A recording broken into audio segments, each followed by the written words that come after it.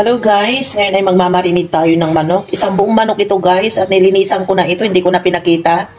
Ang pinanglinis ko dito guys ay curcum lang, binabad ko siya ng 5 minutes.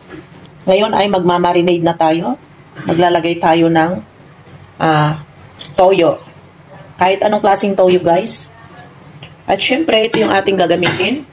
Gagamit ako ng paprika, isang kutsarita lang, isang kutsarita din na paminta, isang pirasong lemon.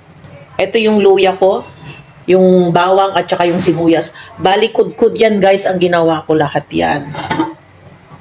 Ngayon ay ilalagay na natin dito sa may manok yung ating mga ricado natin. Pagsama-samahin na natin yan guys. Malinis po yung aking kamay. Kaya ako ay kakamay na ko na lang yung ating pagmamarinade. At ipiga na natin yung lemon. Isang piraso yan guys na lemon yung ating ipipiga.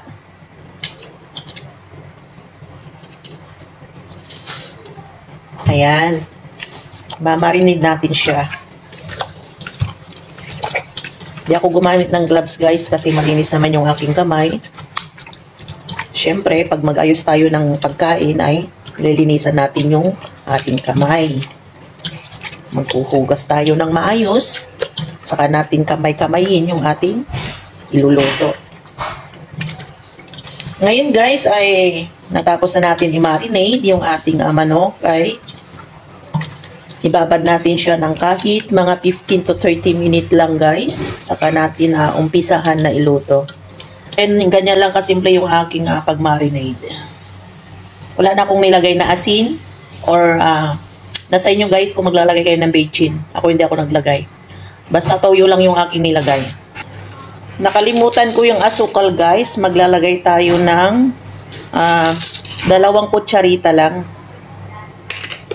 Pero kung may brown sugar kayo guys, mas okay yung brown sugar. Wala kaming available na brown sugar. Kaya ayan, i-mix natin ulit. Saka natin ibabad. Ayan guys, ito na yung ating minarinade. At ngayon ay ilalagay na natin dito sa ating kawali. Ayan guys, may tubig-tubig pa siya kasi hinugasan ko. Lagay na natin dyan lahat ng ating manok.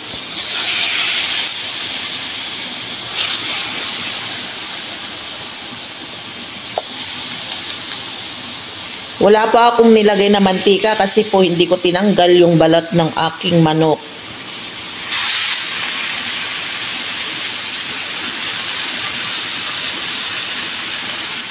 Ayan.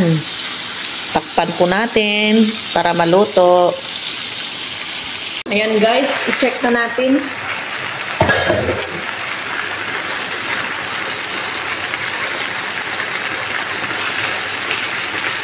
Ayan, pwede na natin siyang hanguin. Hanguin na natin guys. Transfer natin dito. At magigisa tayo ulit ng ricado.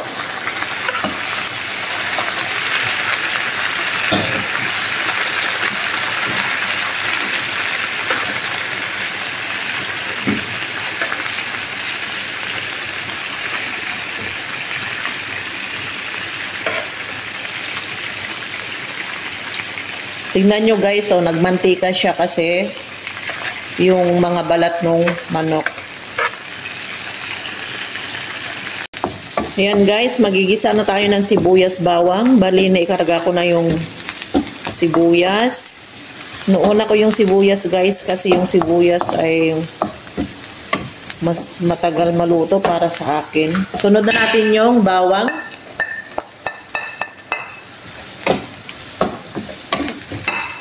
Gisa lang natin tong ricado niya guys.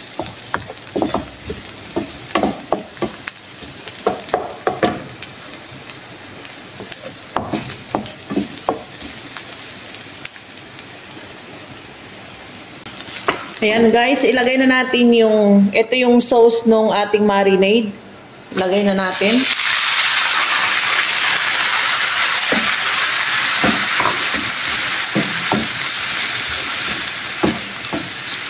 Hindi na ako maglalagay ng paminta guys kasi naglagay naman na tayo kanina, nag-marinate tayo at syempre nandito sa ating sauce Hindi ako gumamit ng bitchin guys or anumang seasoning, kaya ito ang aking ilalagay.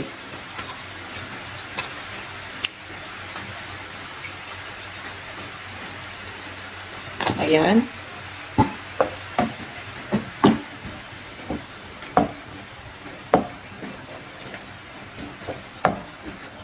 Maglalagay tayo ng kalahating tubig.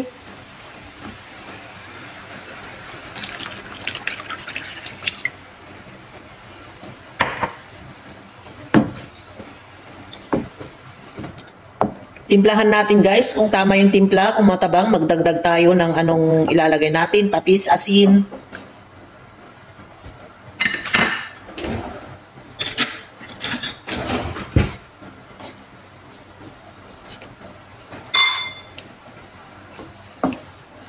Medyo matabang sa akin, kaya magdagdag ako ng asin.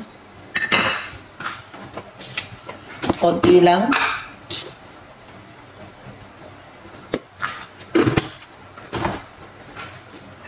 Next natin ilagay guys ay yung ating manok.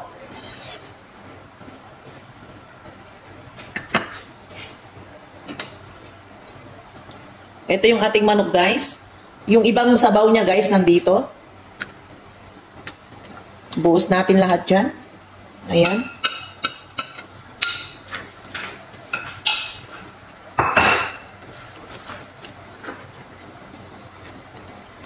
Kaya tayo nagdagdag ng tubig guys para pangluto natin dito sa ating manok. Iluto natin ito guys ng kahit 30 minutes. Tsaka natin ilagay yung ibang ilalagay natin.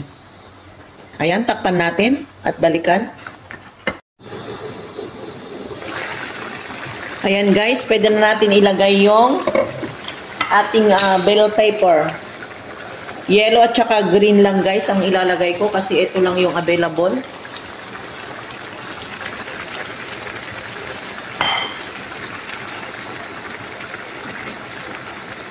Ayan.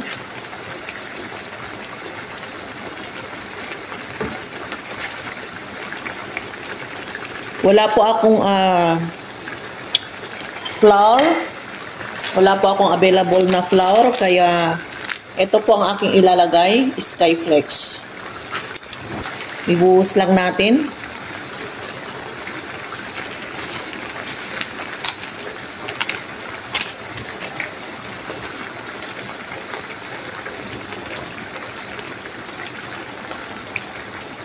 Takpan po natin at balikan. Pwede po natin gamitin ng Skyflex guys kung wala tayong available na flour. Sasabaw pa lang guys. Mabubusog na tayo kahit wala na yung manok. Kita nyo guys? Sasabaw pa lang. Busog na tayo. Ayan guys, kung nagustuhan mo yung aking share na video ngayon, ay pa-like more, pa-like share po sa inyong community or sa inyong mga friends. Ayan guys, thank you so much sa inyong lahat. Bye-bye guys. God bless everyone.